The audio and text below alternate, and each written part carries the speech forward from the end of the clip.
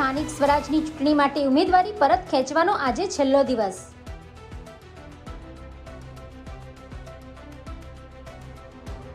બારડોલી તાલુકા પંચાયત અંતર્ગત કડોદ તાલુકા પંચાયત 2ની બેઠકના કોંગ્રેસના ઉમેદવારે ઉમેદવારી પત્ર પરત ખેંચ્યું। કોંગ્રેસના ઉમેદવાર હેતલબેન ચૌધરીએ કોંગ્રેસમાંથી ઉમેદવારી પત્ર ભર્યું હતું।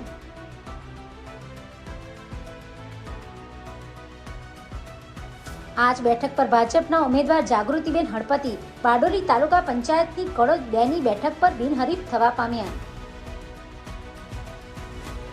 મામલતદાર કચેરી ખાતે ભાજપ કોંગ્રેસના નેતા આમને સામને બોલાચાલીના દ્રશ્યો આવ્યા સામે।